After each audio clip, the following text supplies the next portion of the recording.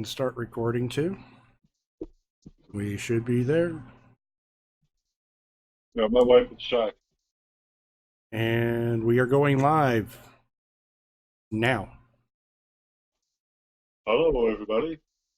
Hey, oh, I got to do the transition.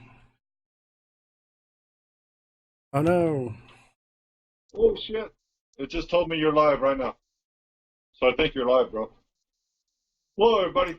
Facebook land. Well, once again, I'm having a hard time getting the window to focus in on something. Let me do this. I got to jump around because I'm trying to get it to capture a specific window. And there it is. Should be coming up. Boom, right now. There, I did it. I'll get better at this as time goes. It's a beautiful learning experience for me. You would think I'd have my shit together by now, but I don't. But that's okay. Cool. Well, I can see you. I saw you the whole time. I don't know what everybody else saw. Well, what way I have it set up is I have this really cool background, and we have this stream code that comes in into my software, OBS software, and it's picking up the window that you're seeing. So like they see you and they see me in the corner, and then it's pushing it into Facebook as opposed to Facebook trying to manage the whole call. This way I can actually control the transitions, and there, maybe I need to move it over to there. Sorry, people. Oops. But hey, you get to see me now. Look at me. I'm cool. I'm the bald guy. The beard. All right. So, we had the suggestion of talking about ourselves this time, kind of introducing our past, our history. We talked about last week the experience of literally growing up apart, kind of give a little background history of what took place, what we have been able to put together. Again, not our problem what took place there. We're more interested in about learning each other, learning about each other, and head up, Keith, head up, and sharing that with other people. Since this is going, I'm going to go over to here, and we have one person, Cheney. She's watching. Yeah, she's right here too. Watching. And Oh, Shiley! Oh, damn! I'm sharing it as a watch party. Oh, that's a good idea. You know what? I'm gonna real quick. I'm going to Do the same. share that over to. Yeah, share that over to Scott's page, so that people know about it. I need you. I need to figure out how to download it onto my shit so that I can put it on a Facebook. Because I got a YouTube channel. I can put it on there too. Okay. I just don't know how to. I need to get a computer. I just. Uh, uh, uh. I need. It scared me. Oh, That's shit. okay. I need $3,000. I got a big ass tree that needs to come down. I need to redo the muffler exhaust Oh on my my. God, you put a part of my yard. I showed you part of my yard, so you don't even shit. You have no idea what this shit. I think in this day and age, everybody has a lot of needs that have to be done. Hey, Rebecca, thank you for joining us. Again, feel free to drop in questions. So, Scott, this was a great idea. Let's, about us kind of talking about our hobbies, who we are as people, from the day that we met in the front room of my grandparents' house to today. So I'll tell you what, let's let you go first because, like, you're the sexy one of the two. I'm just the bald guy. You got the looks. I got the brains. Yeah. That works for me. All right. I'm boring. I don't know. I grew up like only child, but I didn't know you existed the whole time. But I was still, you know what I mean, only child. And when I was almost 14, I got a job in the bakery. Or maybe I was almost 15, actually. I got a job in the bakery, $3.35 a minimum wage at the time. Worked there for 20 years on and off, and it overlapped with my flame welding equipment job. I did a lot of other stuff, you know what I mean? He was more wild than all of that. Oh, I mean, he threw away. well, you want to talk about my, okay, hold on a minute. Let's go back. I was, I don't know how to explain how I was. I was the wild kid in the group, you know what I'm saying? I was the guy that did the crazy shit, and whatever you had in front of me, I would do it type shit, you know what I'm saying? Mm-hmm. And then I got a job, but I was really young when I got that job, so that kept me in line a lot. Like my friends would want to go rob something or something like that, and I'd be the one going, nah, I can't, I got to go to work tomorrow, or shit like that. So my job saved my ass in a big way until I Wow. got older. You know what I mean? Yeah. No, And you're not using the word rob in a like a metaphor for something else. You mean actually go and go rob somebody. Yeah, yeah, guns and shit like that. Oh yeah. No, we were stupid ass kids. I We think we all were, but yeah. All right, that's we well. I'm glad your job saved you that. I'd hate to find out my brother. Yeah, it's my brother. He's in prison and he won't get out oh in yeah. my No, lifetime. see, that's what I'm saying. Yeah, I got real lucky in that sense. I tiptoed around all the gangsters and shit in Phoenix and And he made a good friend. made a lot of good friends. Made a lot of friends. I did a lot of shit, but I didn't do anything over the line. Everything I did was pretty much to myself. Like I did a lot of drugs and shit like that. I went through all that, but I didn't want to go rob anybody or go thieving or anything like that. You know what I mean? A lot of my friends, that's what they would do, and I would be like, yeah, I don't make as much money, but I don't have a risk of going to prison. And you know, I was pretty tame compared to a lot of my friends, but I was still pretty wild also. Sure. I wouldn't say we were a gang, but we were a real tight knit bunch of people, real tight knit. Mhm. Take bullets for each other type shit. So, and we were considered a gang, and we were on gang lists and shit, but we weren't a gang. We were just a big family. We loved each other a lot. And Do you we were still all keep in in the same contact with place, them? too. What's that? Do you still keep in contact with them? Some of them, not many. A lot of them died. A lot of them are in prison. Oh wow. Um, and a lot of them, we just grew apart. You know what I mean? We, like I said, we Mhm. weren't a gang. You know, if somebody was like, "Yeah, I'm gonna go be straight and live normal life," we were like, "Good." You know, there's no blood in, blood out. None of that bullshit. It wasn't. Sure. But like, I took my wife to a funeral of one of our friends, and there must have been 500 people there. And that was just a fraction of our friends. That was just a small fraction of our friends. We had thousands of people. Clique after clique. We could go. I could like get out of my house, you know, walk down the street and let's go see what these people are doing. Oh, there's nothing going on there. We're gonna go over to these people's house, and it's just clique after clique after friends, and just too much shit going on. But like I said, I was a baker, and then I became a tweaker for a while. Then I became a baker again, and that saved my life because I quit tweaking. That's the only reason why I quit tweaking was because of the bakery. And then I became a flame welding equipment after that. I became boring. I grew up, you know what I'm saying? Mm-hmm. Right. I was homeless for a while when I was a tweaker. You know, when I say I was a tweaker, that's a whole nother podcast. You want to go through that shit, you know what I'm Sure. saying? Yeah. You know, I mean, I'm not proud of it, but I'm willing to go over it. If you know, I'll tell you anything you want to know. Well, I don't think anyone should be embarrassed by their past. I mean, yes, it's nothing to be proud of and boast and say, I'm this great, wonderful. But the thing is, everything in our past made us who we are today. We learned something. We hopefully enriched our lives, and we have the ability to share that with younger people so that hopefully they won't make the same mistakes. At least that's how I look at it. I think that I don't know. You know, sometimes my past, I actually still stress about shit that was long gone that I shouldn't because I'm ADHD and bipolar and all that shit. But it also taught me a lot of things. I never went to prison because, like I said, I knew what to get into and knew what not to get into.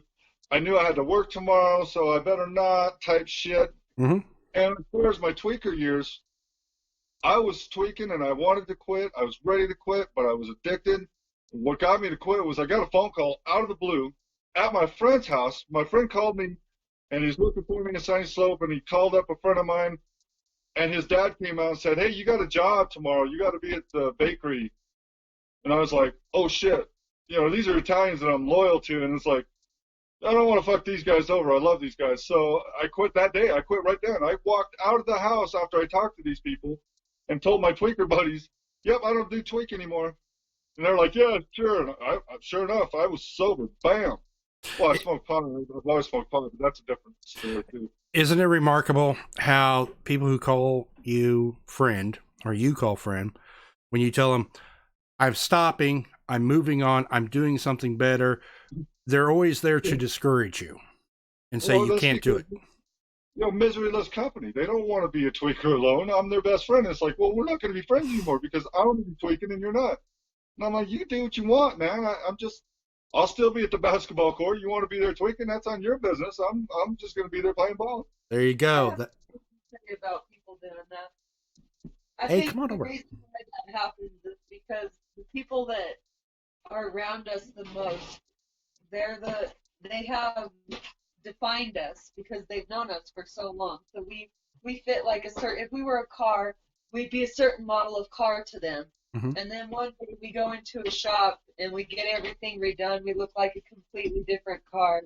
But they don't want to see that because they know what car we were. And it takes a while for people to accept change in other people. Absolutely. It's just, And I think sometimes too, at least and more so nowadays than in our past, I think people also have this knee-jerk go-to reaction of no, it's not, no, it won't happen. And it takes some training. I know this for my own self. It takes some training and some mental discipline. That's something you do over and over and over to get yourself trained out of going to no and saying, okay, I'm going to look at this positive. I'm going to help encourage them. If they fail, they fail. Maybe the next try they'll be better. So I think we kind of teach ourselves to be that way. Sometimes. And then when someone, like Scott was saying, I'm not a tweaker anymore, come on, dude, come on. Oh yeah. And they're still stuck in that mental loop. They're still in that same spot. Well. It's projection as well. They're addicted. They're like, I couldn't quit right now. And I'm like, I gotta quit. I gotta work tomorrow. That's a great point. Some of it could actually be, yeah, he's doing something I can't, and I'm embarrassed that I can't do it, and he's going to succeed. Yeah. Thanks. This thing is leaning too. My wife's trying to fix our light because. Nah, you do look great. You two look great. I'm jealous. You've got hair. If you saw me up close, you'd be like, "Oh my god!" Ah! You like, grow the beard back. Oh man. Yeah, when we got together, I didn't have my glasses yet, and I needed them. I just didn't have them yet, Right. And then I she seen fell in so love. many things when I got my glasses. I realized there was blades of grass in field, And then I had wrinkles all over my face. and all the wrinkles on his face. I was surprised. I'm just kidding. Nah, it's all right, man. September, so Actually, now he does have wrinkles. Back then, he only had back then. this one. Yeah, this one, Oh, which shit. is actually I'm gonna a scar. smack shit out. Now you're gonna see a beating on live on Facebook. It's actually. And we're gonna get demonetized, and we're gonna look all bad. I'm gonna look bad. Oh, we're not. Yeah, Look how scared he is. the Democratic Party's going to dox all of us, and all the liberals are going to come chase us down. The anonymous is gonna, yeah. She's scared right now. Though, look at her. See the fear?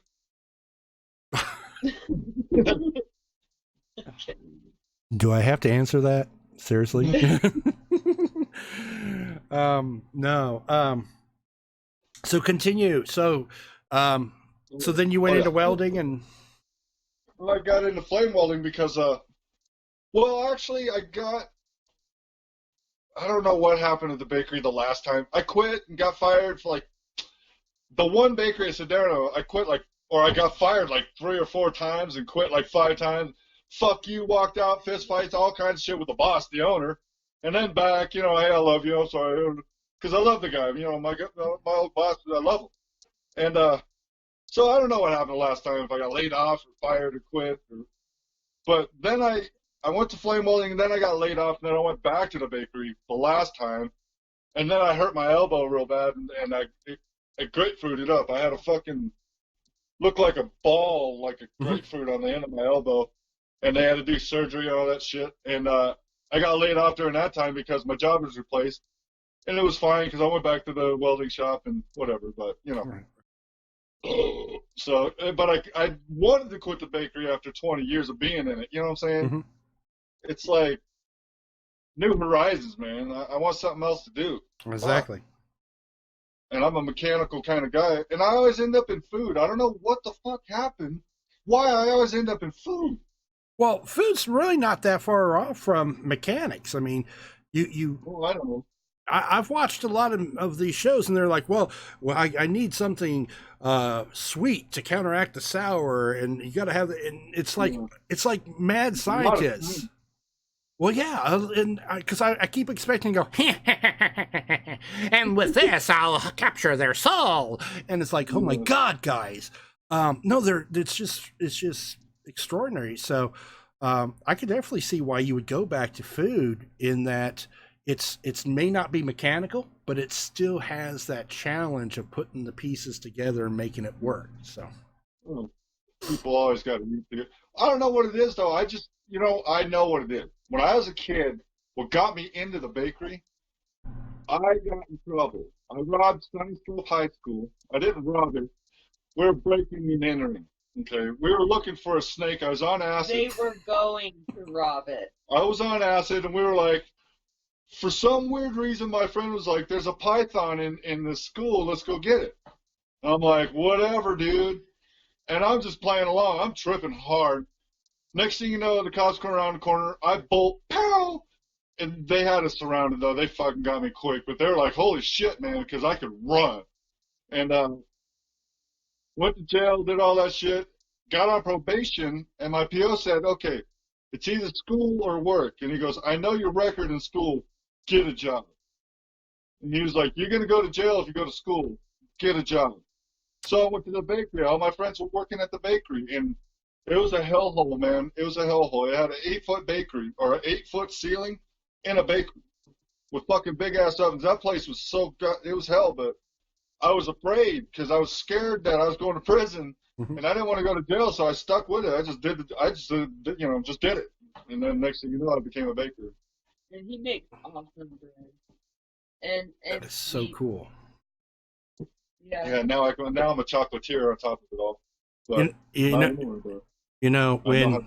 when either you come down here or I come up there, we're gonna have to get in the kitchen because I spent 5 years as a cook.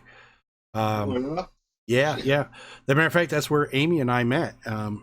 She was on the dish crew. I was part of the cook, and we got to hit the kitchen. We can make a masterpiece meal for the ladies, and they can sit back and just do the dishes when they're done. And I met my wife through my mom. Well, really? Yeah. Do tell. This has got to be good. I want to tell this story. Okay. Oh, well, first thing I got to say is my mom was like, oh, I met a girl, blah, blah, blah. She told me about her. Oh, I was like, well, I like her. And then she goes, oh, no, she's nothing but trouble. And, she's this and that and been like that. I'm like, well, you're not helping your case any, Mom. I'm liking her even more now. I was going to say. It won't work. And then she kind of pushed it, kept pushing it. And then all of a sudden, it was like, I don't let her tell. Now she can. Yeah, okay. It was weird how it worked out. So, excuse me, I'm sorry. A big barking wall spider of my life or whatever. I decided to move to Mesa with my sister because she was willing to help me out. I needed some help. And one of her conditions was that I had to go to church. My family is mostly Mormon. Yeah. And there's a bunch of other conditions, but that was one of the conditions. My dad was born Mormon, you know that? And one of the things that she wanted me to do was go with her to visit all of. When you're Mormon, you have to like. Are you Mormon? You used to have to visit people once a month and give them a spiritual message, and you're called a visiting home teacher. And Norma, my sister, was Scott's mom's visiting home teacher. And Kitty, Scott's mom, she could be a little bit of a handful. And I'm kind of easygoing. I get along with almost everybody, no matter what their personality is. Mhm. And so I had to go. I was the buffer, is part of my conditions of living with my sister. And Kitty was crazy. She'd be like, oh, you're so much like my son, but you two can never meet. It would just be big trouble, big trouble. And then she waited until I was like really wrapped up into the church, which I went through like a 3-year spell, and I was very dedicated. I believed all of it. And once I got to that point, she calls me one day and she's like, hey, I'm having a barbecue and I'm having my friends over.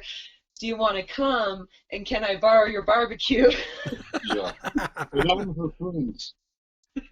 I was all over her friends. Yeah, and I was like, sure. So me and my sister go over there. Oh, maybe it was me and Norma were her friends. Me and my sister go over there, and it's just Scott. That's awesome. So, when I walked in, she fell down twice. Flopped. I mean, flopped. Pluh. I was like, whoa. What? And then she got up, took 2 steps, and flopped again. I was like, whoa, what the fuck? Why did you fall? She was wearing baggy pants and stepped on them. I was wearing baggy pants. I was nervous. Right when I knew I liked him. You know, I'm kind of one of those people where I won't say, like, with every person I either like them or don't like them. Everybody gets a chance, but most people I, in the past and now, don't think of in a term of, like, liking them relationship-wise. Right. So when every once in a while I'll meet I don't know if it's their smell, I don't know what it is, but instantly that's, like, where my brain goes, and I like them. So you pick up on their energy, their aura, if you will, whatever you want to call it. It's just like, yeah, I relate to you, and you're it, and you, bye-bye now. So, yeah, I totally get that. She's kind of crazy, too. Yeah, I'm a little bit crazy. You gotta be crazy to live in today's world. So, yeah, I'm right with you there. So I'm not crazy anymore. I quit being crazy. We didn't date right away, though. Oh. It took me a while. I took her up like twice before I actually went on a date with her. No, twice. The third time, I asked my mom, I was like, should I actually go on this date? My mom was like, you better go on this date. You better ask her for the 3rd time. Blah, blah, blah. 3 times? Dude, that's not cool. Yeah. Then when he showed up for the date, our first date, he proposed to me. Yeah. On our first date. And then I backed out. And then I tried to like pawn her off on my friend and try to get away from her as fast as I could. Because I realized, oh shit, this is the real shit. I'm gonna get wrapped up here. Dude, and I couldn't stop it. She already had the harpoon in your back. She, just reel it in, god damn it. Once we get him on the boat, we're good to go. He was like, he told me, oh, I was just trying to be a pimp. Why don't you date my friend John here? He was really harsh. I was a dick. And I was like, well, that's all bullshit. I was like, I know that's not how you really feel. And I was like, this is all bullshit. And I was like, so no, I'm going to stay here. And I sat down next to him. And then we just kind of like, that's so cool. So did you ever walk up to him to say, by the way, for all that shit you pulled before the marriage, boom, there you go. Right? No, I let her have a free blow once. I let her have a free slap in the face. I said, okay, yeah, because me and my best friend had the slap game. Mm-hmm. Like one day out of the blue, he said something that I was like, what? And he was like, okay. He looked at me. He's like, all right, that's how we're playing it. And I looked at it. And I said, apparently, I think so. I think that's how it's going now. Dude. And then he was like, all right. And then ever since then, we started slapping the shit out of each other. But then she slapped me and almost knocked me out. I was like, whoa, okay, that's cool. So I knew that, I'm done now. yeah. No more slapping. I'm done. Yeah, I think, well, we won't do that anymore. It was a KO. I didn't mean to, but not that hard. Well, I was all ready for it and shit. No tucking in the chin. It was just like, all right, whoa. Yeah, he Got went, my head to do the, Yeah. the twists and everything. It's like, oh, shit. he went down like a ton of bricks onto the bed. No, Yes, he no, did. no, I did And this. he This is did. what happened. I went, He, whoa, hey, what happened? he's holding Just his like that. I face. didn't even wobble. He's holding his face, and he goes, "I'm glad you did that. I'm glad you did that." And I was like, "Oh, I'm so sorry. Why?" And he said, "Cause now I know. Now I know." Now I know. Next time you slap me, it's gonna hurt like hell. I need to duck. Yeah. Get the fuck out of the way. Yeah. Yeah. Never underestimate the slap or punch of a woman because they may be Well, shit. small in frame, but those muscles are pretty damn strong. She's not that small in frame, and her fucking legs will fuck. She'll kick you. Now that She'll kick your legs out right from under you. She'll fuck you up. She I knows Not- she's free. Not anymore. I'm, oh no it's- don't even try to play that. I know better than that. I know No, better than really, that. No. I Mm-mm. can't risk that kind of stuff because if I hit my head, I have medical condition. Can't do it. Does this face look like it's buying it? Yeah. No, she could kick. She does know. If it came right down to it, if she got one kick in, she can hurt you. She I can hurt believe you it. bad. I believe it. I did a little stint with martial arts, and we'd always spar. And the one thing the guys hated was sparring the women. Oh yeah, the legs are strong.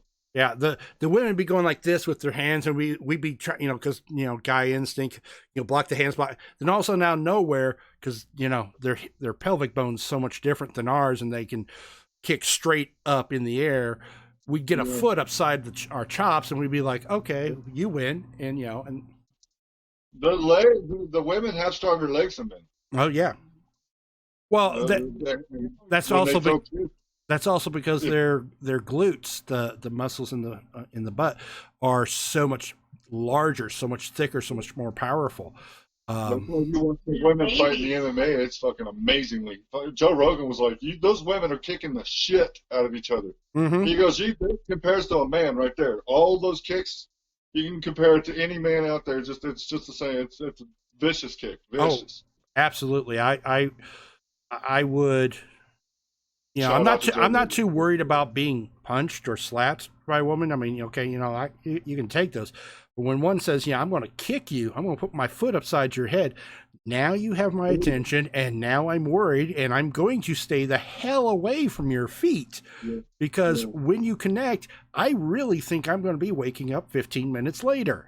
It's Yeah. it's literally that serious. So yeah. Martial arts and MMA got all famous and shit, and everybody started doing it. And half the women on the fucking planet know how to do it now. Yeah. That's what it is. Well, I think a lot of it also comes to the fact that women are also finding out men find women who are active like that Mhm. much more attractive than women who look at me. I'm pretty. I'm a princess. I don't want to get mud on me. Fuck this. I don't want someone that I can't take out, camping. That's called high maintenance. Yeah. Some girl who, will wrestle around in the mud and get just as dirty and then pretty herself up in the, at night in a dress, looking like she's the queen of the world. Those are some mighty fine women. That's why I enjoyed about Amy. She's very much like that. She can get down and dirty and, blue jean girl all the way, and then look like a queen, just like a goddess coming right off Mount Olympus. And it's just like, dude, I kid you not. There was a dress she had put it on for the first time. She came out, what do you think? And I'm just like, you well, you don't like it. I just can't think of the words to express how you look without sounding foolish, and because she was that lovely. So yeah, I definitely, yeah. What were we talking about? Sorry. How do you know? No, no. Well, Sorry. yeah. But what about you? What was like your childhood and your teens, and what were you into? What was your crowd? How did you end up getting into computers like you did? Like what's And that was Are the you? 80s. I Oh, don't by the remember way, anything. did you know that our dad was like a born Mormon? No, I didn't. Yeah. I didn't know anything about Dad other than he, what we talked about last week. He So, used to want to turn my mom into Mormonism and shit, and that's why I'm a Mormon. one of the things me and Scott have in common is both of our dads are born Mormons. Jack Mormon, so. And both of our moms were converted and were not Mormon. And, our moms stayed Mormon and our dads went their respective ways Yeah. as far as that goes. that's interesting. My mom was almost a Jehovah's Witness, or not a Jehovah's Witness, but Scientologist. Oh, She worked for L. Ron Hubbard and shit when he lived in Phoenix. now, my side of the family, mother's side, is very devout Catholics. So I got to do the let's have a Catholic wedding at high mass. The 2 hours of kneeling, standing, do the hokey pokey, turn yourself around. That's what it's all about. Go up, get communion. In a church, an old stone church with no air conditioning, in 95-degree heat. So it's like, I hate this. No, during my late teen years, because of some issues I had with mother and religion, being that every time I screwed up or did something wrong, she'd run to her record player and put in all these, religious songs because religion should make you feel guilty. And I literally started hating religion. I did read the Bible from cover to cover, and at the end I closed and said, "Oh, that's so full of shit," just because of all the contradictions and the things, like, well, there's Adam and Eve, and they had a son, Cain and Abel, and Cain killed Abel and left and came back with a wife. Well, where'd he get the wife? eBay? Yeah. Shit like that. So there was a lot of stuff. So I set myself on the task of learning about different religions. I looked at Buddhism. I looked at, all these different things.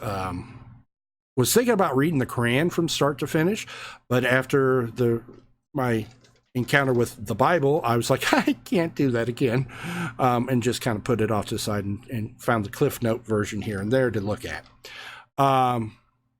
I kind of settled on the religion of Keith, to put it simply.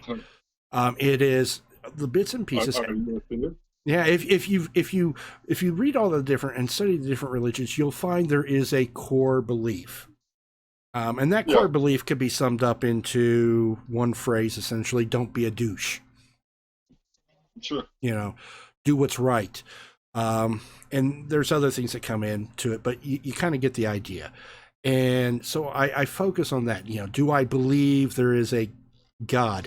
No, I do not believe in the God of man. I do not believe that there is a old man with a long beard and a disapproving scowl on his face sitting on a throne in the clouds, who will judge you for and is very interested in the number of times you've touched your penis while in the shower as a 13-year-old boy. I don't believe in that. Okay. I'd be going to hell, boy. I'm already going to hell.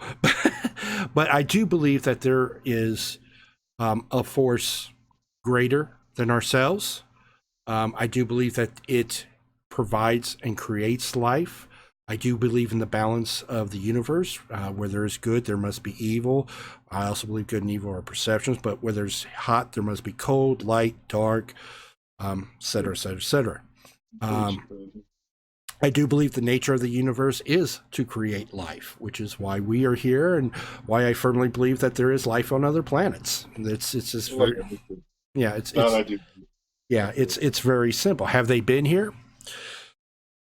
God, I hope not. But if they have, they probably went away going, no.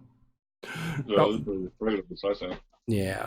I mean, that's a whole nother discussion we can have another day. I'd love to have that, by the way, because I really have some really fucked up ideas. Because I listen to everything. I challenge my beliefs all the time. And when someone says, hey, we got a new idea, tell me about it. I want to hear, oh, I like that part, but not that part. Okay. So that's how I run. Growing up, who was Keith? Growing up, oh my God. For the first 8 years, I was a only child that was alone. Lived in an apartment complex with no other kids, so I learned to play by myself. I grew a very good imagination. I was also, at 6, 7 years old, allowed to walk to the playground alone, unescorted, because you could in the early or late 70s, early 80s. Yeah. I can't say I was a popular child because I never grew up learning social skills. I never had the opportunity to. I was always alone. But I did have friends. We did play. I mean, we used to play like Green Ghost, tag, whatever you want to call it, at night. And it was really cool because we'd run through people's backyards. Nobody cared. All the kids were out and we were all playing. You used to let your dog out and just run the streets and nobody's running over your dog or anything. We used to have a guy named Alan Gish, and he would, everywhere he would go, his dog Mitch would come. It was a beautiful dog and very obedient. Never on a chain, never nothing. No one was worried about it. If he went in someone's house, the dog just laid down at the door and, that was it. Played a lot of video games. Again, I'm not, didn't develop well socially. I was the kid who could never remember anybody's name and would wait and, okay, Cheney. Okay, now I know her name. Her name is Cheney, and it would take me a year to learn your name because I always had to wait for someone else to say it. But I spent a lot of time at Aladdin's Castle up on 24 Highway, Fast Fingers, or the Aladdin's Castle at Independence Center, putting money in like crazy, playing games. It was very well known up at the arcades because I was always playing with other people, always talking with other people. It was always a positive interaction because there was that common ground we had. So it was fun, and we would walk long distances. Some of the friends I had, we would do, we'd have our sleepovers, sneak out at night, TP people's houses. We do all sorts of mass mischief because that's what we did. What was real cool growing up, before 18, I had HBO, Showtime, and Skinamax. So Friday nights, people would be like, hey, can I spend the night? We could watch softcore porn. Yeah, sure. And then as I got older, that's kind of weird. Two guys sitting and watching softcore porn in a room by themselves. Yeah. Not when you're young. It's it's like, ooh. You don't know what you're doing and how to use it. Yeah, some of the great memories though. I did spend many summers going up to the Faro Theater. If you watch my screen, if you look at my stream yesterday, you'll see there was like a movie being played outside. That's the Faro Theater. That's the theater I went to. And the reason why I'd go there is at that time the Metro had these bus routes that went around Independence: the purple route, the red route, the yellow route. I think there was a green route, but I never was on that. And it was free. And Purple Route would come right by the house, and they would all meet up there at the Faro, at this Independence Square, and then go out to different places: Blue Ridge Mall, Independence Center, yada, yada, yada. And so you could do that, go, ride anywhere, all over the city, free, on the weekends, on Saturdays, not Sundays, just Saturdays, and come back to the square and go home. Well, it was free, so I'd grab my $3, go up to the Faro Theater, which was called Independence Cinema at that time, and watch a movie every weekend. So I saw movies and we'd be sitting there like a friend of mine, John, we'd be watching like Airplane, and all of a sudden boobies would come out. Boobies, and we were like, because we're stupid kids, prepubescent males, see a naked girl and but we would do stuff like that. We would go to these different arcades and play these games. And then I would got my Atari It was an Atari clone, Sears video game system, and would sit at home playing. Again, not learning social skills. Of course, I couldn't get out much because my parents' favorite thing, my mom and her husband's favorite punishment was, my camera just went out. I don't know if you can see me or not. My camera does. But we can't see you. You can't? Okay. Some reason my camera has taken to disliking me. But I'm going to keep talking and maybe it'll come back here shortly. If not, we'll just stare at it. Can you see me still? Yeah, I can still see you. You're still on the stream too, as far as I can see. My camera has turned off. Probably Windows getting upset about something. That's okay. But I'll keep talking. So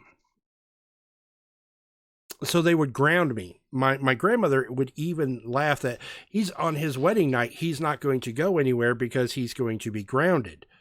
And, so I was always in the house, and occasionally would get out. Well, I spent a few times up at MCI psychiatric ward because mother thought I was crazy because I wouldn't obey. Oh, thank you. So I met my first wife up there.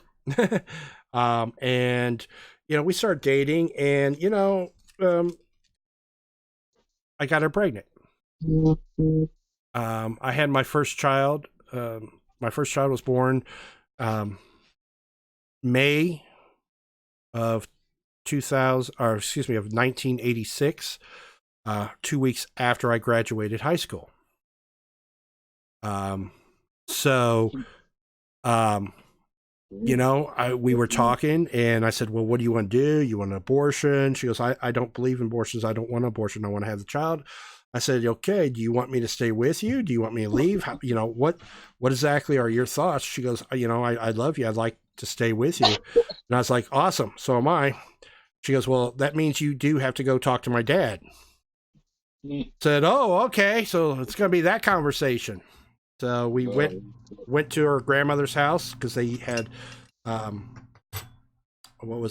Sunday, that the whole family got together for lunch at grandma's. We sat down. He says, so my daughter's pregnant. Yes, sir. Your daughter's pregnant. What are your plans? Well, I've talked to Lisa and we decided we'd like to get married if you approve it. And he says, I do. He says, sounds like the discussion's over. Let's eat. Okay. Straightforward. Yeah, that was good. I went and I got a job at Size Hamburgers and Chicken out of Independence Center. That was my first job. I went and told my parents and they mean, oh, what are you going to do? Oh my God, how are you going to support? I said, I've already got a job. We're going to get married. This is what's going on. And my mother's like, well, your child's going to be a bastard. And, everyone around was kind of like, oh my God, Vicky, you did not. And she's like, well, I'm sorry. I got to tell the truth. And, so there was a lot of drama. So in the wedding, her side of the church is filled. I have 3 people on my side because I'm done. I'm not going to invite the family. Mother's sending out letters to everyone. My son's having a bastard, and and all this stuff. And up until the day of the wedding, she didn't know if she was coming to the wedding or not because we had refused her. I had to sneak her up to see my daughter Robin when Robin was born because Lisa was so hateful of Vicky because of what she was saying, what she was doing, everything. So I had to sneak her up to see, and she's like, because she was like, no, it's not your child. She's just a little tramp, and she's, blah, blah, blah. And then she comes up, she goes, yep, that's his son. That's his daughter. That's his child. I'm like, yeah, it's my child, Mom. Yeah, it really is. Stop with the drama. Drama. Goddamn drama, man. I'm so sick of fucking drama. It's killing me.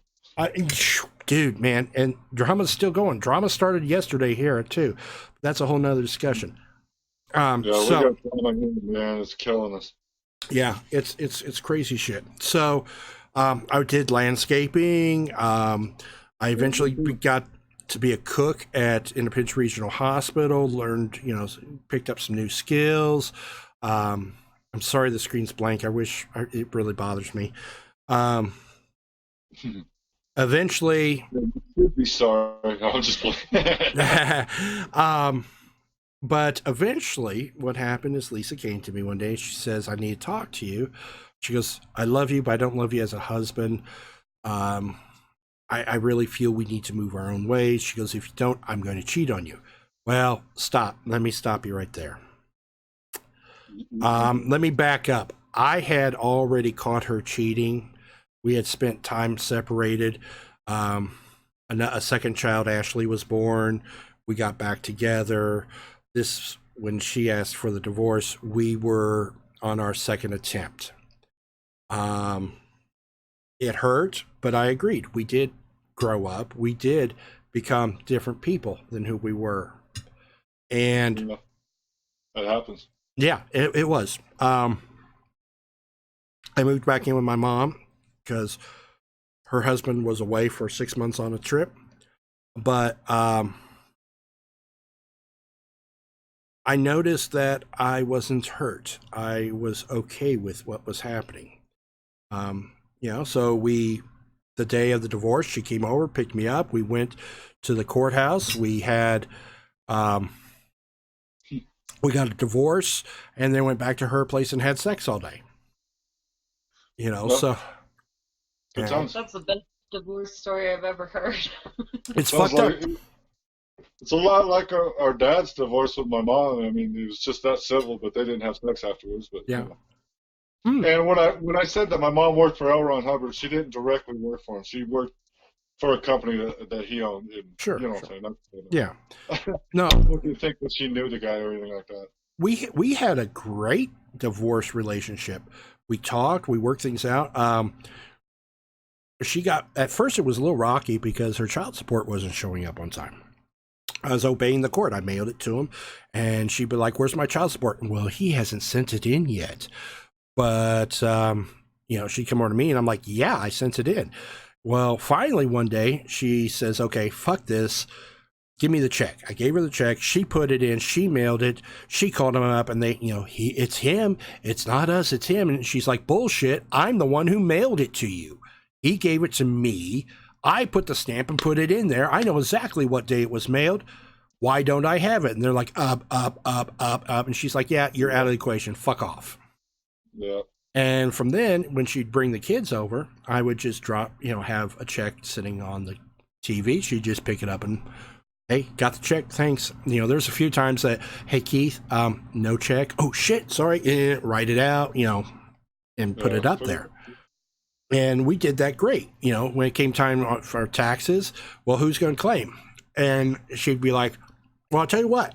Why don't you, for the next 6 months, pay me $250 instead of $300, because we will get this unbelievable amount of tax money back because of the girls, having both of them on their taxes." "Oh, sure.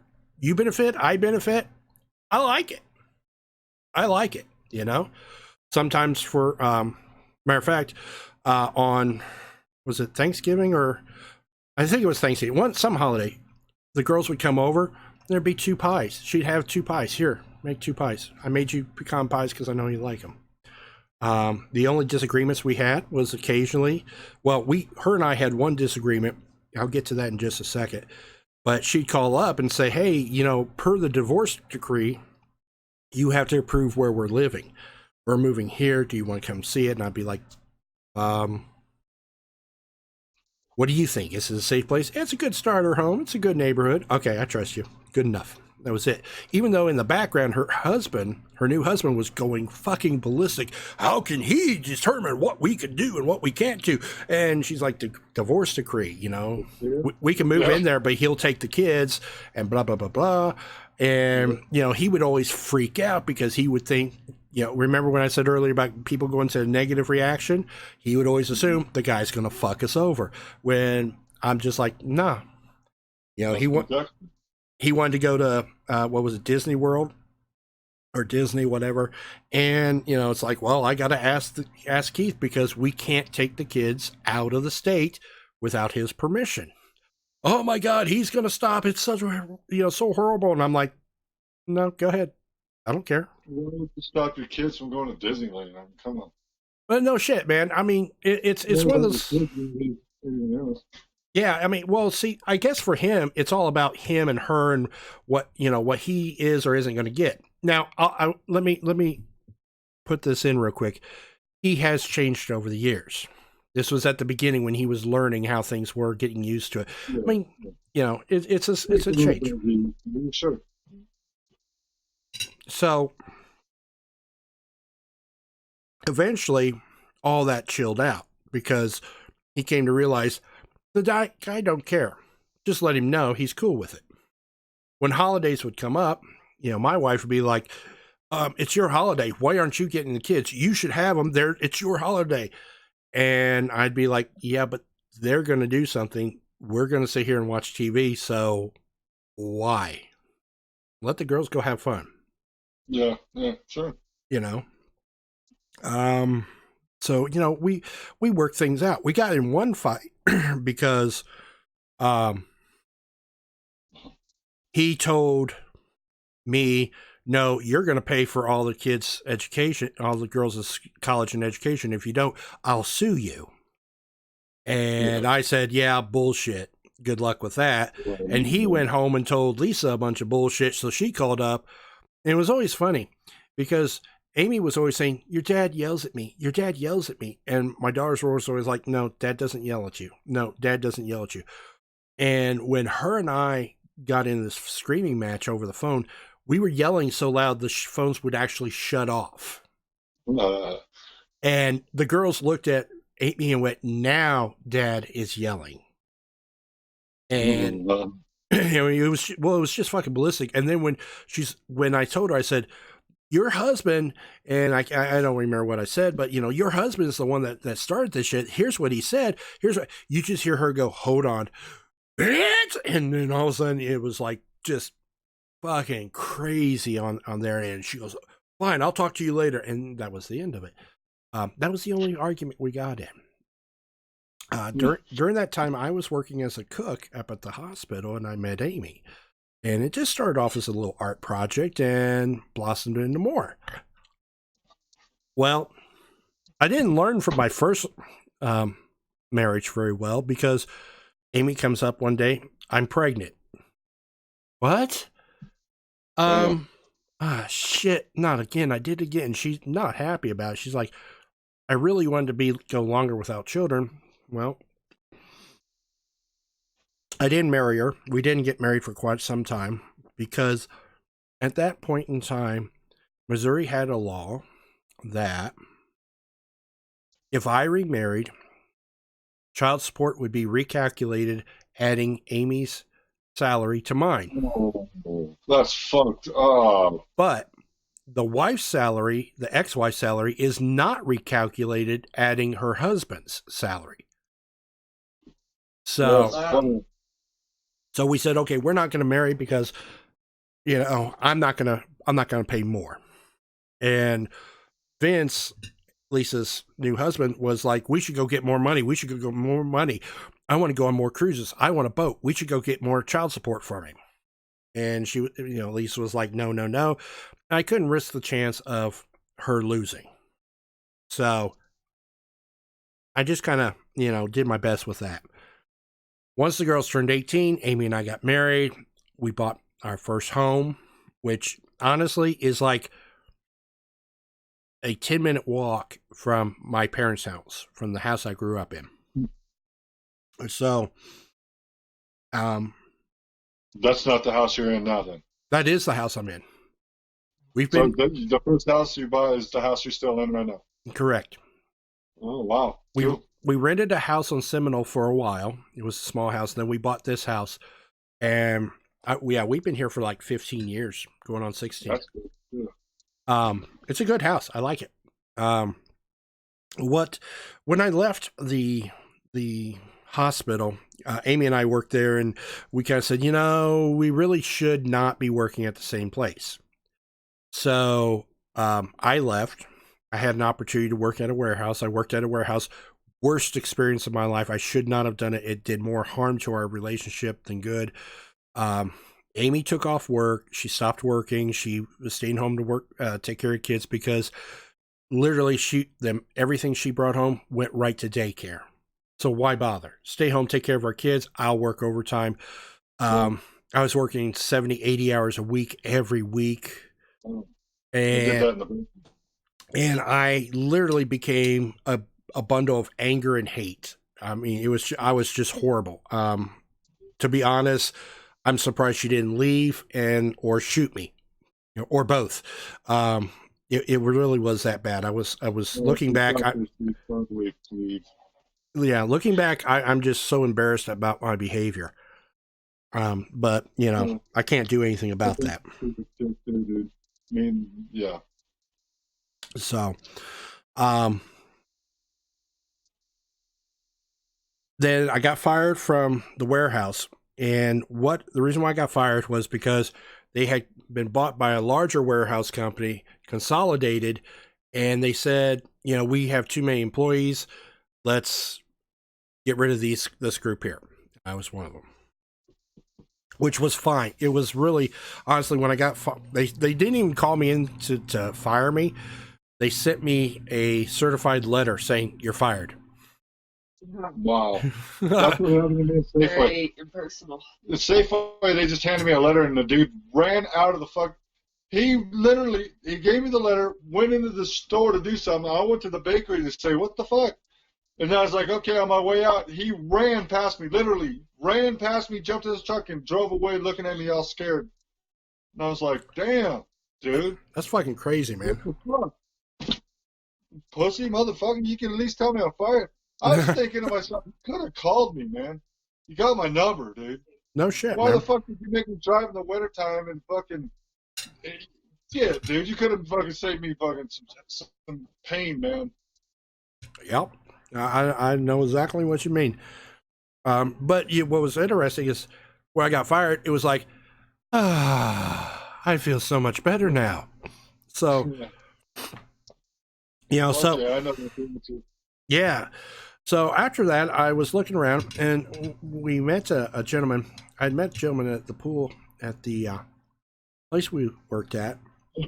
His name's Rick, and he was like, do you know anything about computers? I said, yeah, I've been working on my own computer because the computer I bought apparently was a lemon, so I've had to fix it all the damn time. And he's like, well, hey, come and work where I work at the Environmental Protection Agency. I'm like, okay.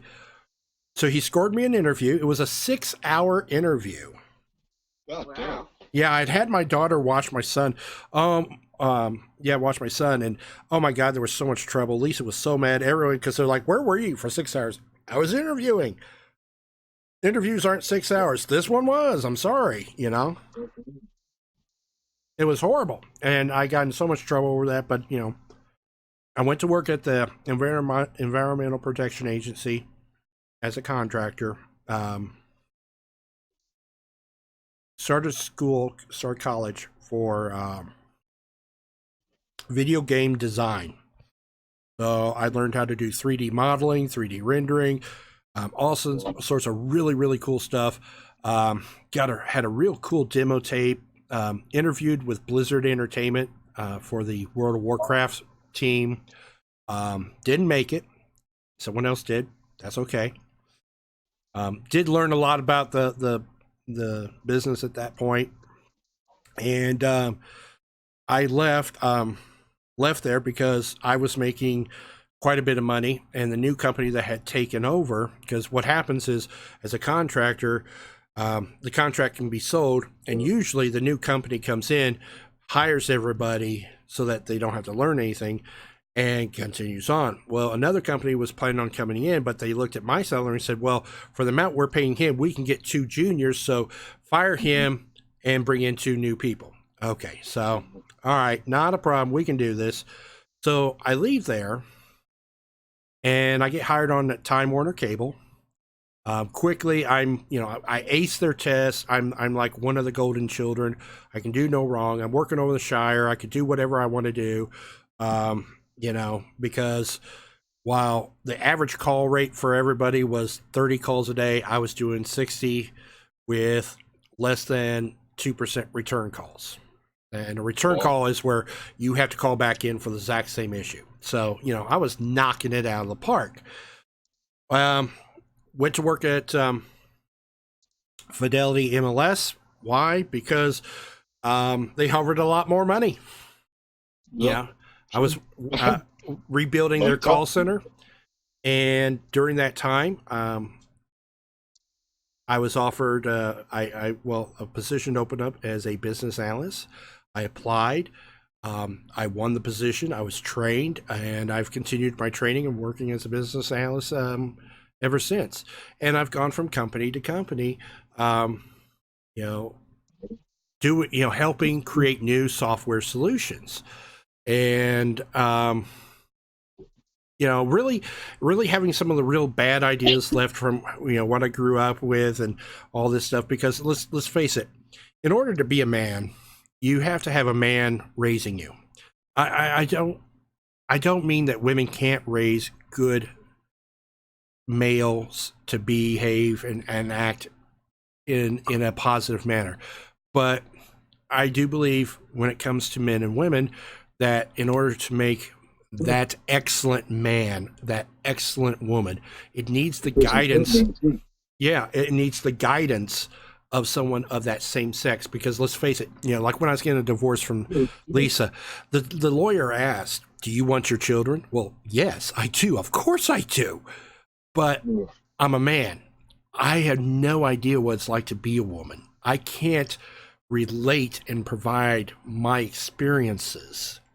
So no, they need to go with their mother. She was going to tell them about those things. So I totally get that. And that kind of brings us where we are now. Amy's been with me sort of the way. We've had our bumps. We're going through some really rocky times right now, but hey, we're making, one day at a time. I've really mellowed out. I have a new, much better perception of life, more of the reflective type, where it's like, I know where I went wrong. I know what I did wrong. I know how to change that. I know what actions to take, but I'm still learning, Yeah, well, shit. I've been learning ever since I met this lady. It's like, Jesus Christ.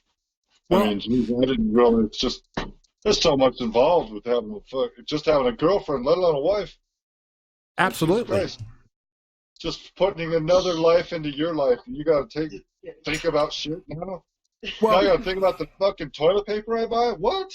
Yeah. What the fuck is this? How much do I got to buy now? Shit. A roll of toilet paper lasts me 2 weeks, man. Well, not literally, but pretty damn close. Now it's like, God damn. I have a lot of allergies. I have to blow my nose all the I time. had to make a lot of adjustments. It took a long time. No, that's it's the same way here too, because I came home with toilet paper one day, and she comes out and she says, "No." Like, what's wrong with it? She goes, well, I'll put it. I'll just, there are certain parts of our body that are very sensitive, and it's like, oh, because I wipe my ass with fucking poison ivy. I don't give a shit. Toilet paper can be a sensitive subject for a woman in real life, in the sense that, okay, if it's too soft and flaky, that's not good. I'm not going into details, but it's not good. No.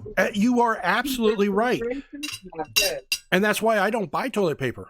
I literally, you go get it yourself. Good. Yeah, that's what yeah, that's me. I get all nervous when I have to go buy it. I mean, I just get it when I can, and it's like, and then she just deals because she can't get mad at me because she made me buy it. Exactly. No, I see. I'm not to get anything with color in it, so I'll go buy anything you want. You tell me what you want exactly. I mean, because it was kind of funny. So, true story. Amy was sick, and she's like, "I need my female products because female reasons." Oh, okay.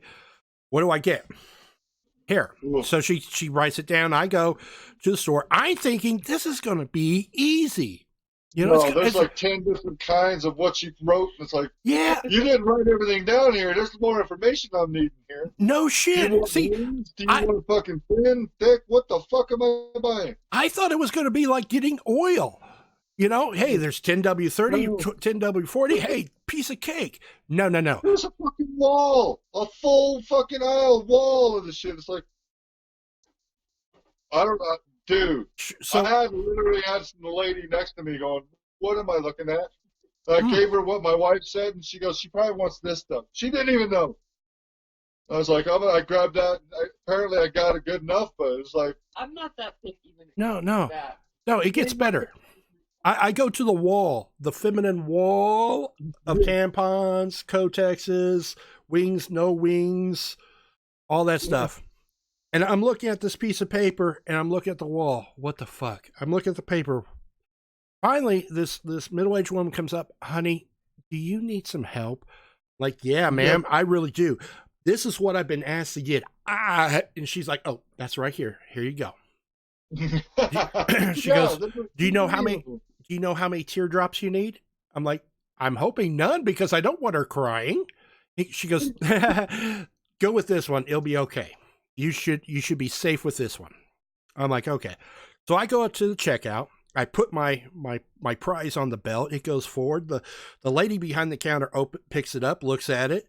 The woman behind me is looking. She's kind of giggling. She goes, honey, are you sure this is what you want? I said, well, this is what I got. She goes, yeah, but are you sure that you need this many teardrops? I said, I don't know. Someone helped me pick it out. She goes, okay, so how heavy is she? I said, oh, she's about 98 pounds. And the girls just bust up laughing. She goes, no, when she cycles, how heavy does she flow? And I'm like, I don't know. We haven't been swimming for a while. What? And she goes, okay, you'll be fine. And just rings it up. And I come home, I'm like, this is what happened. And, Amy's laughing her ass off because to her, this is the greatest thing that's ever happened to me. She thinks it's so great. And so she explains, here's what the teardrops mean. Here's what I'm like, oh my God. And I'm feeling stupid because it's like, I should have known this, but I wasn't putting two to two together. So, it was a great experience for me. Was I embarrassed? No, because hey, I'm a man on a mission. I'm going to solve this. I'm going to quest it. I am. I'm not embarrassed to get them either. I don't give a shit. I mean, I see people they're all ashamed to go get tampons for their wife. I'm like, dude, I'll go in and get it. If I knew what to get, I don't give a shit, man. I guess I have no shame. No, I really don't. It is the male. It is part of being male. We are well-trained dogs. If you tell us, go to the store, pick this up, get this, A, B, C, D, we will come back with this. We will hold it up with great pride. We don't care what it is. We will hold it up with great pride saying, see, we have succeeded. And you will say, yes, here is your meal. You may have your meal now, Yeah. So yeah,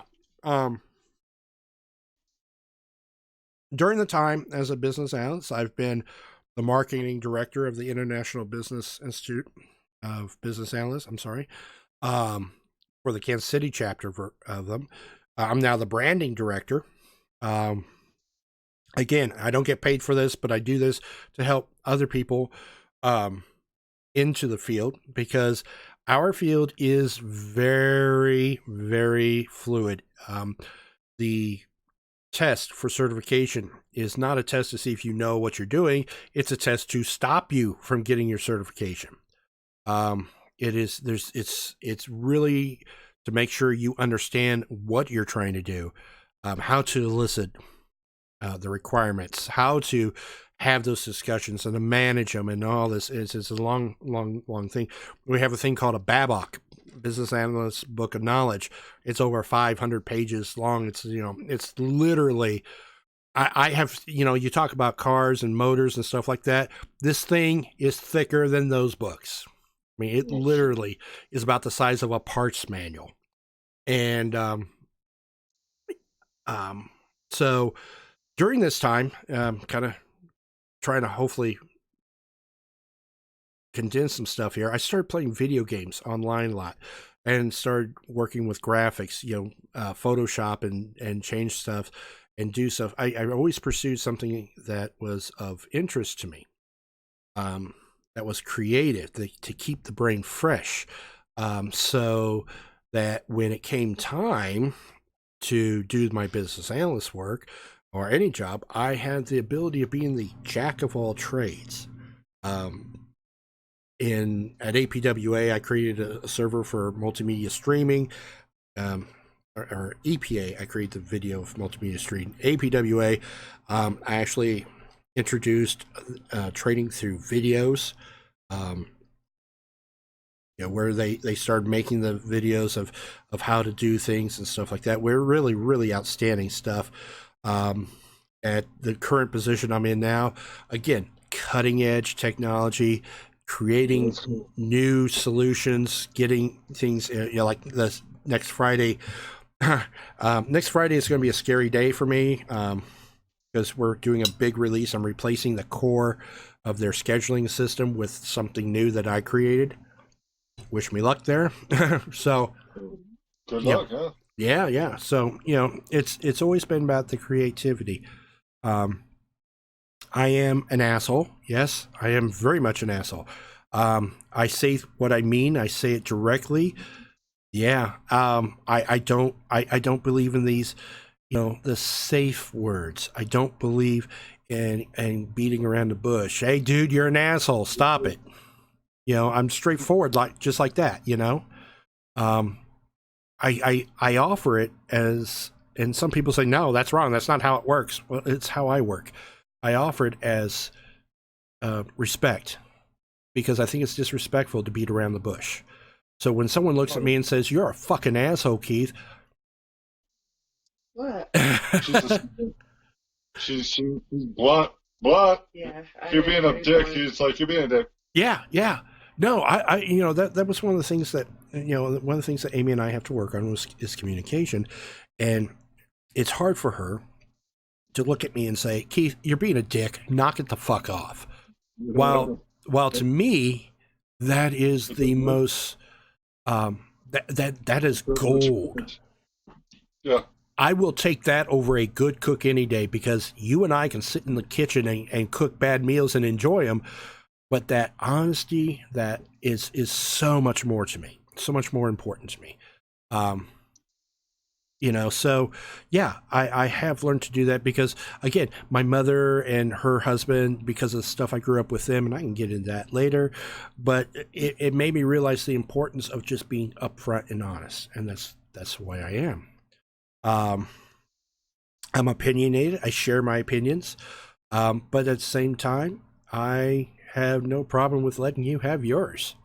You don't have to agree with me. And when we enter in a discussion, I'm not trying to persuade you to change your mind. I'm trying to validate to myself my experience, my opinion. Is my opinion correct? Do I need to expand it? Do I need to retract it a little bit? Am I completely fucking wrong? Because I've seen that before. Well, in my opinion, I don't think an opinion is really correct. You know what I'm saying? Mm-hmm. It's subjective more than anything. Absolutely. So it's not really like if I'm sitting there going, blue's my favorite color, you go, red's my favorite color. Well, you're wrong. My opinion is blue. You know what I mean? Exactly. Nuts can be sucked if you don't like blue. Oh, you can like red, whatever the fuck you like. I don't give a shit, bro. You know what I'm saying? Absolutely.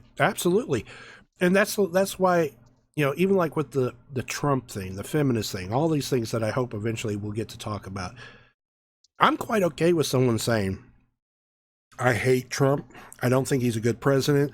Okay, you're fine. But when you say, I hate Trump, I think he's a horrible president. Oh, you like Trump? Well, then you're a horrible person and I should ruin your life. Now I have a problem with you, because it's okay.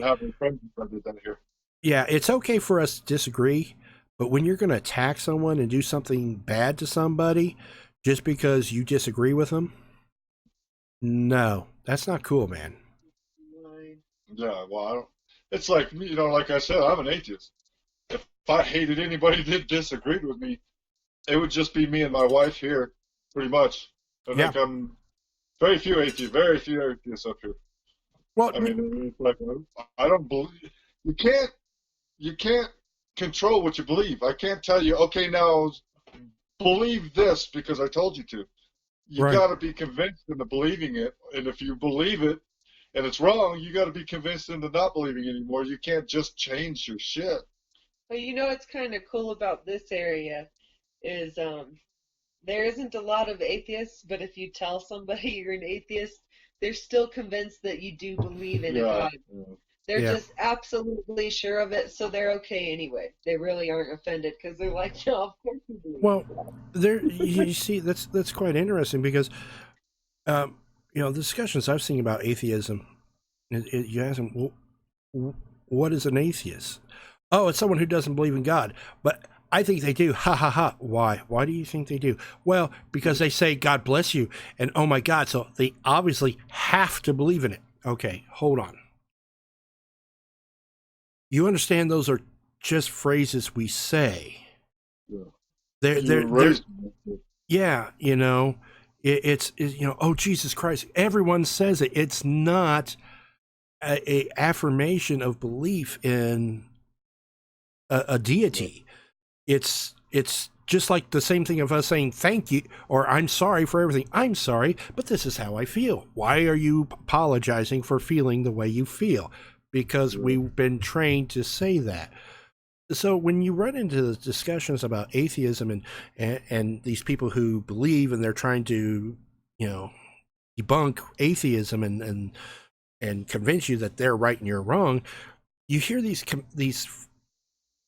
statements that just make me go, okay, you have not one clue what you're talking about. Yeah. That's it. That's the problem. Yeah. I watched the Atheist Experience of Matt Dillahunty. He spent 28 years of his life preparing to be a pastor or a minister, whatever the hell it was. And then in his quest, he realized he couldn't prove what he was saying, and there was no evidence in it. And so he became an atheist. I'm agnostic, and so is he. But it's like I'm not saying there is no God. I'm just saying I don't believe there is. I just haven't seen it, the evidence. If you tell me evidence, then we have a whole different discussion and a whole different set of issues going on. But that's a whole Sure. different ballgame. Oh, absolutely. And that's why like I said earlier, I don't believe in the bearded man with a disapproving scowl sitting on a throne. I don't believe in that at all. That's what I'm talking about. You So, know, yeah, I don't believe that. because when I mean, think about it. Okay, well, God has a plan for us all, and he's laid out all this stuff, and it's God's will, and but you have free will. What? Wait a minute. It can't be one. It can't be So one or God the has other. a plan when little babies are born with cancer and they die before they're born. I mean, come on now. Exactly. That's Come exactly on. my point too. Because I tell you, there are two people, and I love these gentlemen. Chris Hitcherson, um, he debates people of faith. His belief is that there is no God, and we need to dismantle religion because it's horrible for mankind. Um, and these people who he's debating are his friends. And I'm not talking about, I'm a preacher at a church. No, I mean high ranking people who are recognized as experts in their religion. Yeah. And and one of the most entertaining ones is he actually debated Al Sharpton, who Al Sharpton ended up attacking him, saying, "No, you're just mad because you have you have a small penis, and you want to have sex with your mother." And he's like, "What?" You know, it's go out to YouTube and watch them. They're brilliant. He offers some really That good. just means you got nothing to say and you can't win the argument, so you start just attacking.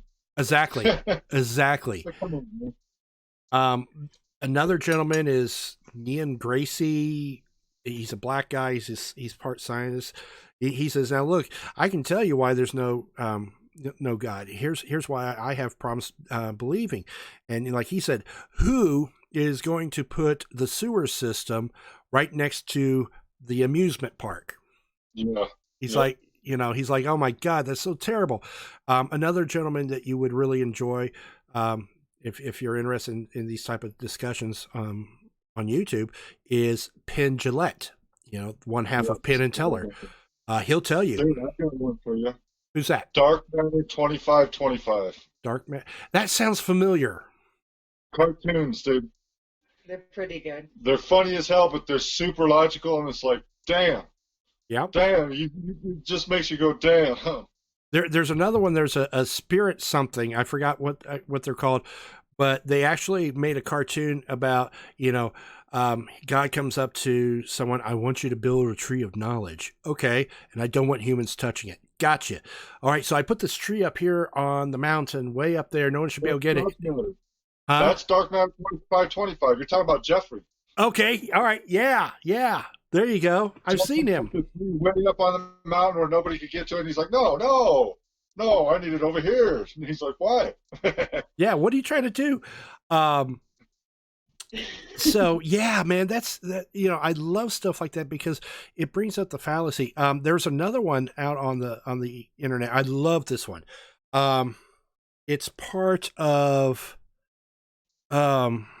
Zygest. And it says, look, the Bible is not what you think it is. It is a set of stories that were told in order to relate history and knowledge.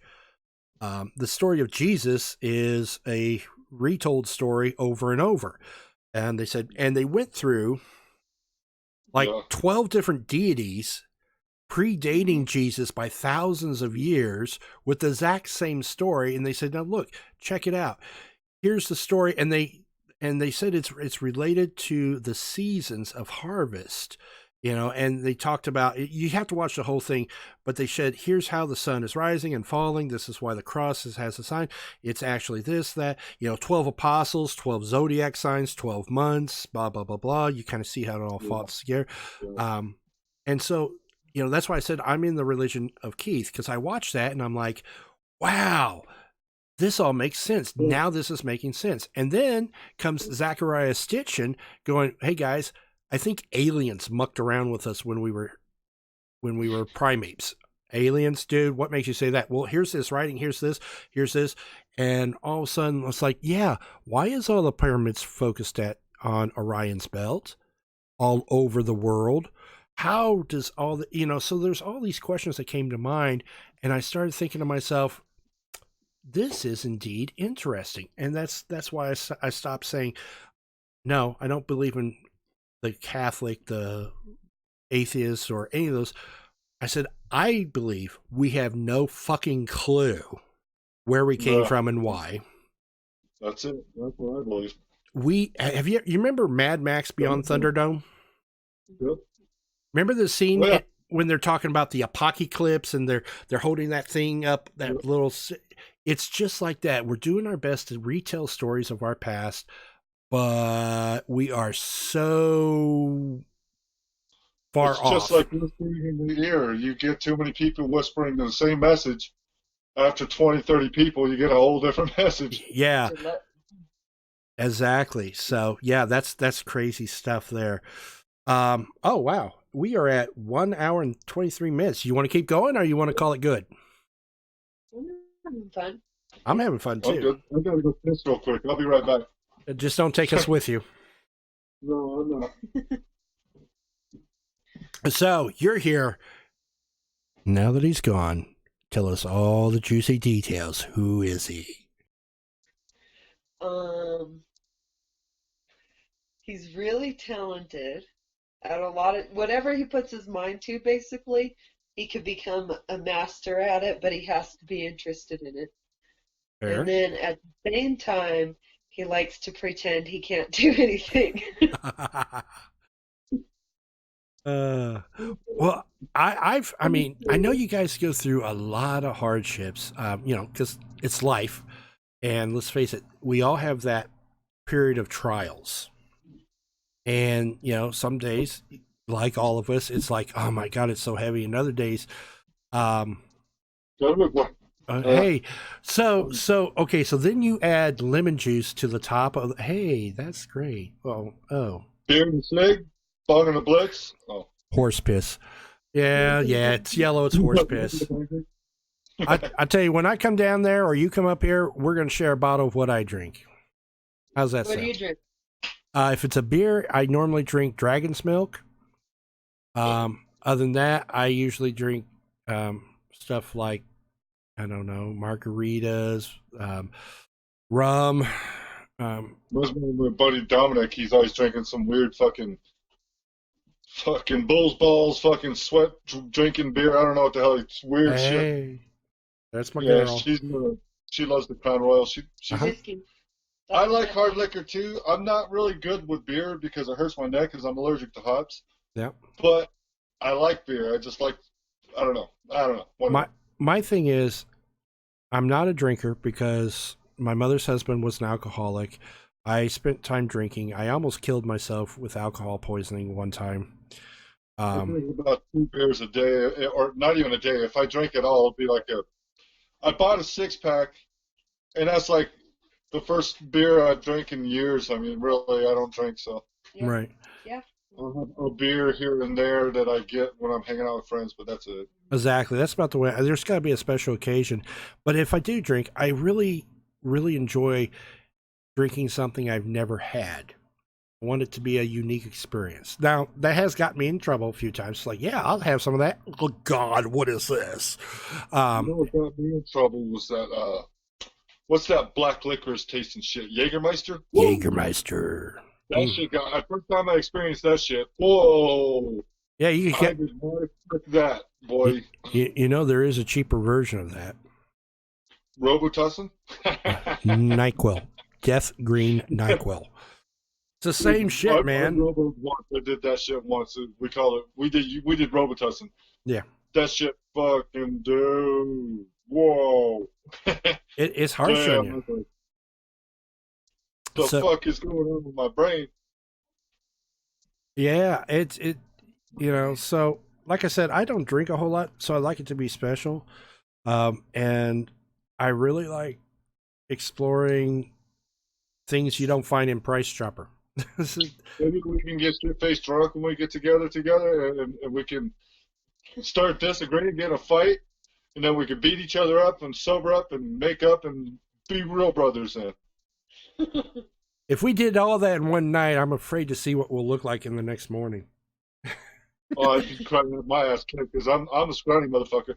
He'd probably grab me up and be like, "What?" And I'd be like, "Okay, it's cool." Well, yeah, then we got to walk down the street, find some silly ass motherfucker to pick a fight with you, so that I can come beat his ass, and we can, to be honest with you. My hair flowing. We'll be in Kansas City, and people will be like, "Hey, you long-haired fairy," and I'll be like, "What, boy?" Jump up and act like a badass. Oh man, no, I think we're both too. Hey, you know what? It's fun to laugh at it because there's a lot of things we could have done. And speaking of that, there was one day I was leaving the apartment at Somerset and I saw some kids picking on my youngest daughter, and I slammed on those brakes. I was getting ready to go over, and I was going to put a stop to it. And out of nowhere comes my oldest daughter, coming out like fucking Jackie Chan and Bruce Lee all together, kicking all 4 of their asses. Later on that night, I had a parent knocking on my door. Your child beat up my child. Him and his little black son sitting there. And I'm like, my daughter, first off, I saw what happened. My daughter beat his ass and 4 of his friends for picking on my younger daughter. And the guy was like, boy, you got your ass kicked by a girl? And oh my God, it was funny as hell. I was like, dude, they were picking on my daughter, my youngest daughter, who was, I think she was only 6 or something like that. Some little kid, little kid. And my other one, and I was like, anything you want, Robin. I want a big old bucket of ice cream and chocolate syrup and chocolate chips. You got it. We're going to have chocolate sundaes all night long. But yeah, no, I'll be honest with you, Scott. There is so much I'm looking forward to doing with you when you get down here, or I come down there, whichever one happens first. I'm hoping my marriage is in a much better shape because I would really love the two girls to, be able to embrace as sisters as well. What I've seen of Cheney and what I know of my wife Amy, I really think they'll have personalities that will click, and you and I are going to be in a world of hurt. To be honest with you, Don't worry, I'm very laid back. uh, I'm pretty easy going. You know, you eh, won't be in the world of a trouble. oh no, I I know how this goes. I've heard this before. Oh, I'm all laid back. I'm mellow, and then as soon as you two get together, the horns come out, and all of a sudden we're like, "Oh my god!" Now, I don't see how it cannot be fun, and I'm looking forward to it. I want to go down and do all sorts of different things, at the plaza. I don't know. We'll figure it out. I just don't want to spend a lot of money because I don't want both of us. That's why I really want to go there because you're in a city here. There's not much to do, man. I mean, we're sitting out looking at the stars more than anything. There's fucking Fishing, camping, fishing, that shit I don't like to do, but I'm I don't do that. camping and I'm fishing. I'm kosher with all that. I really am. I'm cool with all that. But still, Whatever. I'm just saying, it's it's minimal living. This is It's some simple very, life up here, bro. it's very rural, and there is not really entertainment available unless you let's- want to go to like a bar. Yeah, yeah. that's pretty I'm much it. That's it. I'm not And a I wouldn't barman. call that entertaining necessarily either. Maybe unless you go play pool or something. Yeah. No, you know what? I I'd would almost want to love. go to Phoenix and get a motel and stay there for a week. Sure, if that's what you want to do. Definitely. Unless, I mean, like I said, I don't know. I don't care. But I want to go there because we could probably I could get my mom to take care of the dog. So I got a crazy fucking dog, but Well, there is always room here in the house. Depending on the we could, situation, we may have a spare room. We may not. I don't know. It's again, this is all a situation where, hopefully my life and my relationship status is one that is positive and affordable. If there is room to stay at the house, you're welcome to it. I mean, my home is always going to be your home. I don't. Even if I'm well, living a box under the street, under a bridge, it's your home too. You come visit at the well, box. if you live in a box under a bridge, I'd be shipping your ass over here Yeah, for that that's. shit. We live in a box in our yard. Yeah, I'll buy the mailbox. Yeah, I'll just take the mail for him. there's no mailbox here. No, we go town over to get our mail. Yeah, there's no Ah, mailbox. Very, very, very rural. Yeah. yeah. Hey, And that's within okay. city limits on Google Maps, if you look up my town, the population says 28 within city limits, town limits. Oh my But god. it's a lot because we moved here. Yeah, So it's got to be 30. at least 30. Well, we're outside. We're just inside. We're across the street from the city limits, so it's still probably 28, 30, something like that. Yeah. Depends on what day. Oh my god, that's awesome. Let's see. Is there any? That's really all I've got for tonight. To be honest with you, this has been great. Um, it's great seeing both of you. I am going to go ahead and end this on the count because I made a real long stream once and Facebook like totally shit it up, and I don't want this. Well, it doesn't matter. I recorded anyway, so that way if it fucks up, I can replace it. But we'll go ahead and end here. This is fucking awesome. I love you both. Love you too, man. You're I, my brother. Love you, man. Spend my life looking for you, brother. I tell you, I can't tell you enough how proud I am that you are my brother. I know you have your I feel like flaws. I'm the disappointment here. I know you I'm have the your good flaws. fucking Yep. became a baker instead of a cast computer programmer. You know what? A true story. When I was moving from the rental house to this house,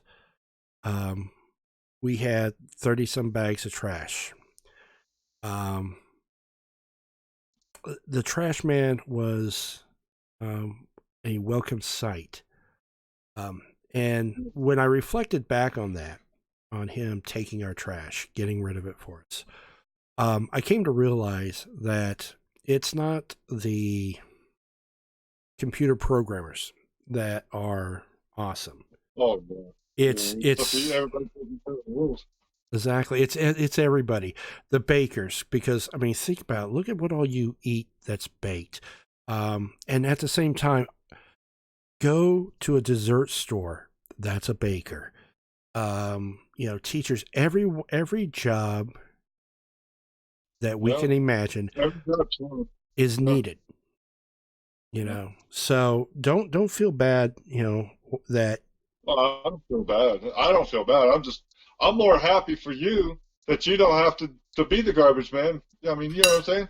I'm glad that there is one. I'll be happy to do it. But hey, man, I'm glad that my brother made it. That's all I'm saying. Shit. You know what? Yeah, and I can definitely appreciate that. But have you ever seen a movie called Office Space? Yep. That's the greatest movie ever. One of the greatest movies ever made. Remember at the very end how he was very contented with just cleaning up the fire? Yep. That is more of a true story than anything else. I've heard many computer programmers, people in my field, who leave it to push brooms. Because reminds me of, what my favorite part of that movie is? I just have to, I'm sorry, but no, you're fine. You know when he goes, do you ever have anybody at your work tell you got the case of the Mondays? Nah, man. She's like, no, man. He's like, hell no, man. I believe somebody would kick your ass if they say Yeah, yeah. My favorite part of the whole. I love that shit. My second favorite line is, "Hey, the advertisement with the boobies is on." Yep. All right, we can't tell anybody. I won't tell nobody neither. Oh my God! Yes. Love that guy, man. He's the best. When you guys come up here, I hope it's in the right time of year, because we got to go to a drive-in. We still have a drive-in here. We got to get us a little grill. We got to go to the drive-in, pop the back of the bed of the pickup truck, grill us up some hot dogs and hamburgers, eat off the back of the truck, and just movie night it up or something. I don't know, man. We'll figure it out. But so I am going to scoot out here. Again, like I was saying, brother. I love you both. I'm glad you got to see me for a while. I don't know why my camera decided to do what it's doing, but yeah. Yeah, I want next time, sometime, one of these times, I want you to break out with your guitar. I want to look at it. I want to see what you got. Oh, yeah, you can't your guitar. You mentioned it. I just don't know what you got. I will. I definitely will. If you know what, if I don't bring it out here, what I'll do is I'll make a video and share it with you, let you see it. It's a 74 Charvel red. Oh, 74, huh? Yep. Just had some work done to make her feel good. That's good. Yeah. We have a real nice sounding 6-string, got a 12-string. I do have a Fender Raleigh somewhere. That's the the one that you just sit back and pang with, So, we got some stuff, and I enjoy them. They're just playthings. I just love guitars, man. I don't care if it's yours or mine or whose. I just love them. That's awesome. All right, guys. You have a wonderful night. Sleep good. You too, bro. Be safe. You too. All right. Bye-bye now. Love you too, guys. Bye. Bye. All right. And I'll give you an excellent quality. Close. And that is the end of this video. Thank you all for joining. Oh, I got to do this the right way. I got to go to my closing transition. Hey, just to finish up here real quick, we will be back next week every Saturday at 8 o'clock Central Standard Time. Give a video to have a discussion. If you're interested in us talking about something, send me a private message or something like that. Feel free to share the stream with anybody you like. I would greatly appreciate anyone joining in and having a discussion with us. Ask us questions, give us a chance to actually respond to questions. All right. Take care now. Again, thanks for watching.